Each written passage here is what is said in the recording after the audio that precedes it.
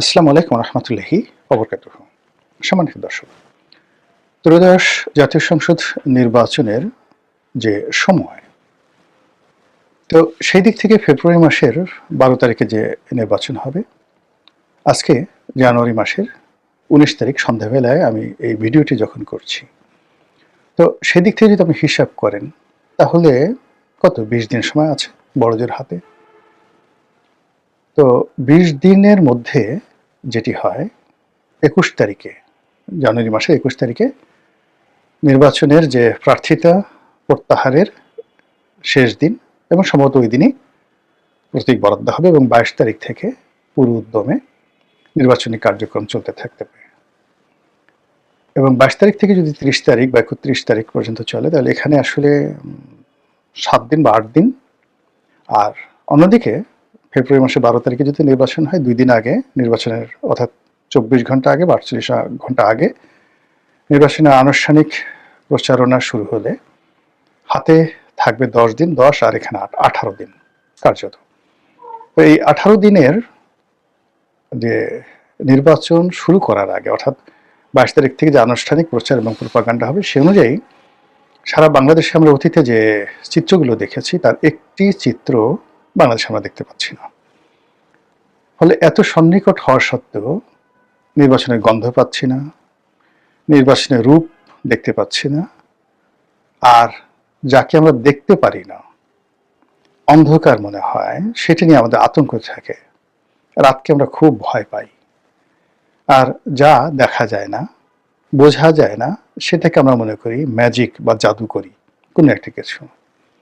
আর জাদুর দুটো বিষয় থাকে, একটা ইতিবাচক বিষয় আর একটা হলো নেতিবাচক। নেতিবাচক বিষয়গুলোকে আমরা ভূত, প্রেত, শয়তানের সাথে তুলনা করি, অশরীরী আত্মা, যেগুলো অন্ধকারের মধ্যে ফেলে আপনাকে একদম খেয়ে ফেলবে।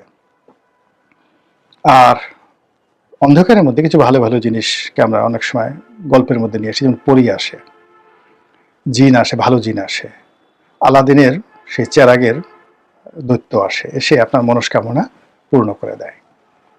কিন্তু আমাদের এই যে এখন যে সামনে নির্বাচনের সম্ভাব্যতা নিয়ে আমাদের মনে যে দ্বিধা দ্বন্দ্ব সংকোচ, এই দ্বিধা দ্বন্দ্ব সংকোচের কারণে আমরা কোনো জিন, মানে ভালো জিন এবং পরী, এর কোনো সন্ধান পাচ্ছি না। বরং নানা রকম আশঙ্কা, ভয়, ভীতি, অনিশ্চয়তা আমাদেরকে এমনভাবে আতঙ্কগ্রস্ত করে তুলছে। সেই আতঙ্কের কারণ আমরা বলতে বাধ্য হচ্ছি, নির্বাচন হতে পারে একতরফা, নির্বাচন হতে পারে আমি ডামির মতো এরকম একটা নির্বাচন, নির্বাচন হতে পারে 1996 সালের 15 ফেব্রুয়ারির মতো একটা পাতানো নির্বাচন। আর এর পরিণতি সম্পর্কে আমরা যেটি মনে করি যে এই নির্বাচনে যারা কুশীলব, তাদের পরিণতি হতে পারে 2018, 2014 বা 2024-এর নির্বাচন যারা অনুষ্ঠান করেছেন তাদের মতো। আর এই নির্বাচনে যারা অংশগ্রহণ করবেন তাদের পরিণতিও আমরা ধরে নিই যে আওয়ামী লীগের মতো হবে। এরকম যখন একটা টানাপোড়েন চলছে, এরকম যখন একটা পরিবেশ পরিস্থিতি চলছে, তখন আমাদের নির্বাচনের ময়দানে অদ্ভুত অদ্ভুত সব ঘটনা ঘটছে। এমনিতে বললাম যে আমাদের নির্বাচনের ময়দানে নির্বাচনের কোনো উত্তাপ নেই। হাতে গোনা 2-3টি জায়গাতে অহেতুক নির্বাচনে বিতর্ক হচ্ছে, যেমন রুমিন ফারহানা যে আসনে দাঁড়িয়েছেন, তো সেখানের কিছু কিছু ভিডিও চিত্র এভরিডে সোশ্যাল মিডিয়াতে আসছে, কিন্তু আমরা এখনো পর্যন্ত জানি না যে আসলে রুমিন ফারহানার ওই এলাকাতে নির্বাচনটা কতটা উৎসবমুখর হয়ে পড়েছে, বা সেখানে বিএনপির প্রার্থী ভার্সেস রুমিন ফারহানা, তাদের মধ্যে আসলে কতটা প্রতিযোগিতা হচ্ছে। অন্যদিকে জামাতের 1-2জন প্রার্থী, তাদের কিছু বক্তব্য, কথাবার্তা নিয়ে বিতর্ক হচ্ছে, কিন্তু সেই শাহজাহান সাহেব বলেন কিংবা মুফতি আমির হামজা বলেন, তাদের এই যে, বা আরেকজন আছেন কি ফয়জুল্লাহ না ফয়জুল হক, বরিশালের যে কোনো একটা সিটে, তো সে বিড়িতে টান দিয়ে জান্নাতের টিকিট নিয়ে কি জন্য একটা কথা বলেছে, আমির হামজাও বিভিন্ন কথাবার্তা বলেছে। তো এদের বক্তব্য নিয়ে সামাজিক মাধ্যমে নিন্দা হচ্ছে, পক্ষে বিপক্ষে। ওই যে চট্টগ্রামের শাহজাহান সাহেবের কথা নিয়ে কথাবার্তা হচ্ছে, কিন্তু আলটিমেটলি তারা তাদের নির্বাচনী এলাকায় কতটা সাড়া ফেলতে পেরেছেন ওটা আমরা কিছু জানি না। অন্যদিকে নির্বাচনের যে প্রধান, যাদেরকে স্টার পলিটিশিয়ান আপনি বলতে পারেন, সেখানে চরমোনাই পীর সাহেবের যে ছোট ভাই মুফতি ফয়জুল্লাহ, ফয়জুল হক নাকি, হ্যাঁ এরকমই, ছোট পীর যিনি আর কি। তো তিনি যেখানে প্রার্থী হয়েছেন, জনাব তারেক রহমান সাহেব যেখানে প্রার্থী হয়েছেন, জামাতের আমির ডক্টর শফিক যেখানে প্রার্থী হয়েছেন, এই জায়গাগুলোতে কেমন হচ্ছে নির্বাচন? আমরা তার কোনো আমেজ দেখতে পাই না।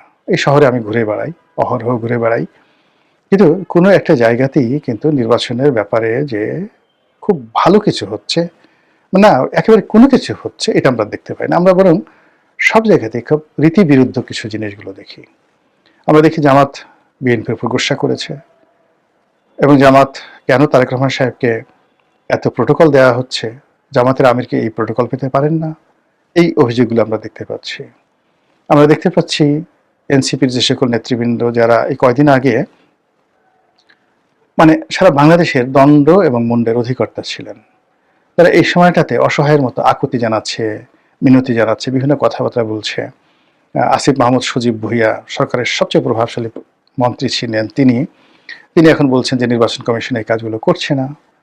তারপর বিএনপির যারা লোকজন রয়েছেন তারাও ইলেকশন কমিশনের কিছু কর্মকাণ্ডের ব্যাপারে ভীষণ রকম বিরক্ত, তবু তারা ধৈর্য ধারণ করে ইলেকশন কমিশনকে বলছেন যে বিএনপি ইলেকশন কমিশনকে বৃদ্ধাঙ্গুল দেখাবে না, সাহায্য করবে, হ্যান্ডশেক করবে।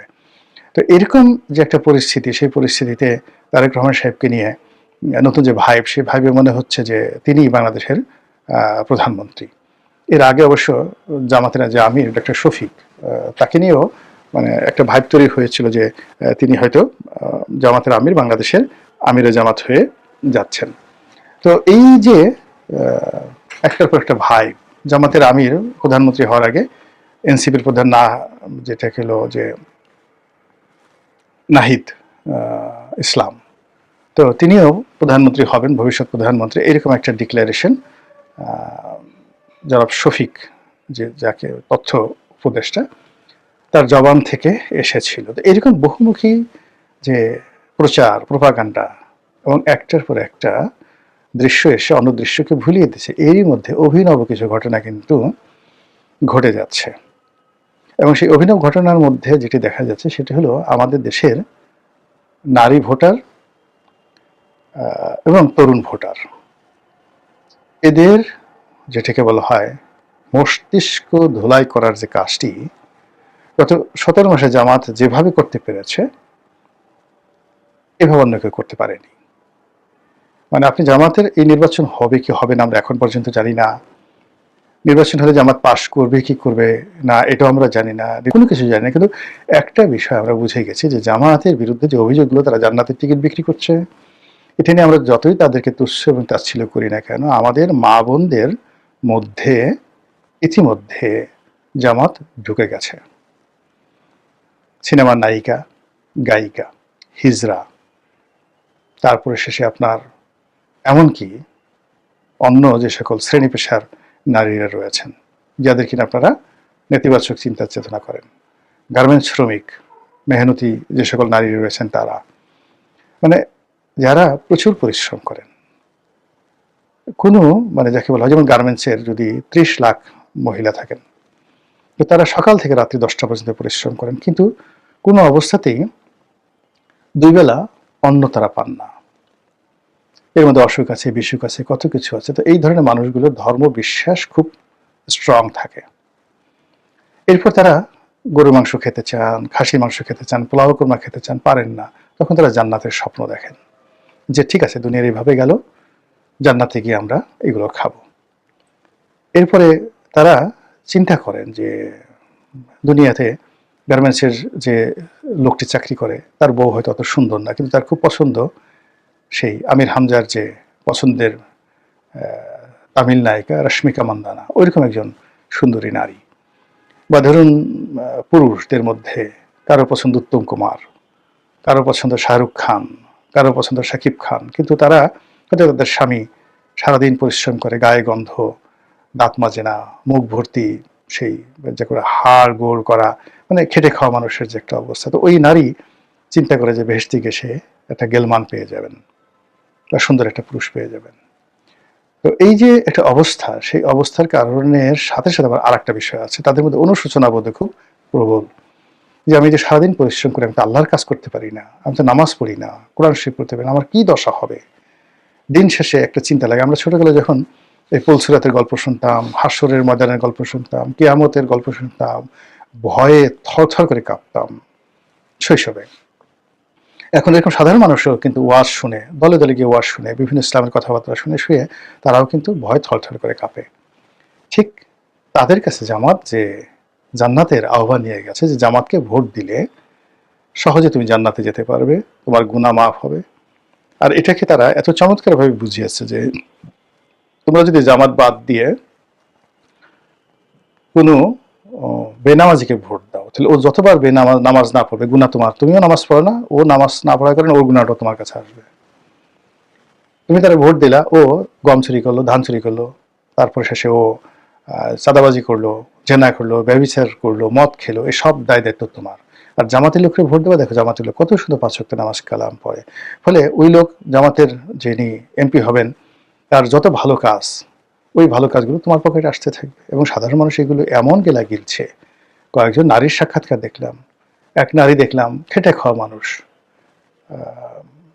কোনো সমুদ্র সৈকত অথবা রাস্তার পাশে কোনো ফুড কোর্ট স্পষ্ট বোঝা যাচ্ছিল না, সেখানে সে খাবার দাবার বিক্রি করে জীবন জীবিকা নির্বাহ করে, তরুণী। তো তাকে জিজ্ঞাসা করা হলো কাকে ভোট দিবে, সে বলল যে আমি জামাতকে ভোট দেবো। কেন?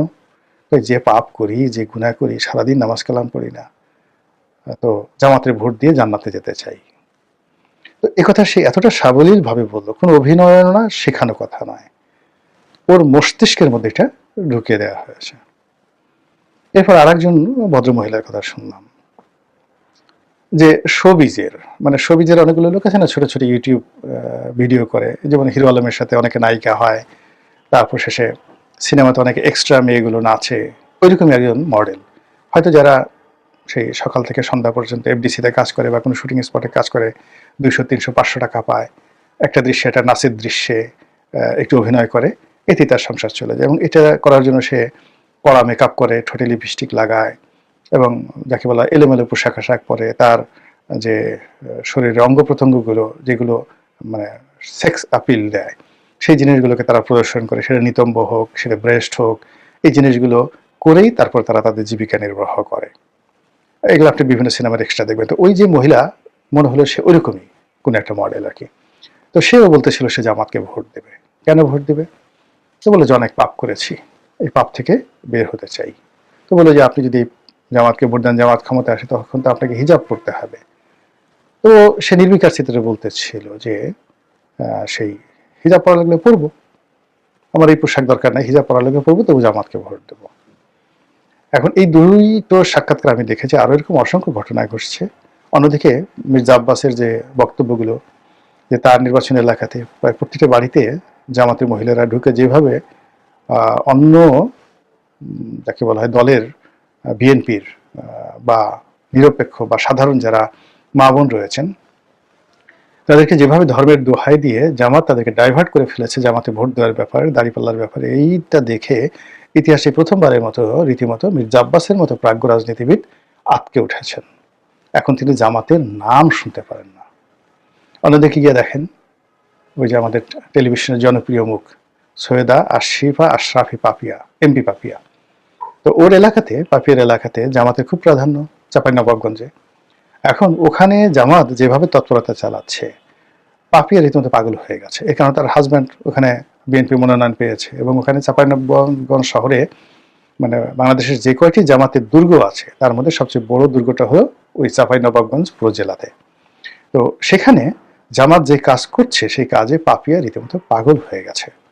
তো এই যে যা কিছু এই যে গত 17 মাসে হচ্ছে, বা এই সময়টাতে ভোটের এই অল্প কয়েকদিন আগে নিশ্চয়তা অনিশ্চয়তা যা কিছু হচ্ছে, তার সঙ্গে সঙ্গে আমাদের তরুণ ভোটার, বিশেষ করে নারী এবং নতুন ভোটার যারা আছেন, তাদের মনোজগতে জামাত যে জান্নাতের চাদর বিছিয়ে দিয়েছে, জান্নাতের জায়নামাজ বিছিয়ে দিয়েছে, জান্নাতি আতর যেভাবে বিতরণ করছে, এবং জান্নাতের মন্ত্র যেভাবে তাদেরকে শিখিয়েছে, এটা আগামীর রাজনীতির জন্য নিঃসন্দেহে একটা নতুন সংযোজনা জামাতের জন্য, আর যন্ত্রণা হবে জামাত বিরোধী শক্তির জন্য। মহান আল্লাহ আমাদের সবাইকে হেদায়েত দান করুন এবং হেফাজত করুন। আসসালামু আলাইকুম ওয়া রাহমাতুল্লাহি ওয়া বারাকাতুহু।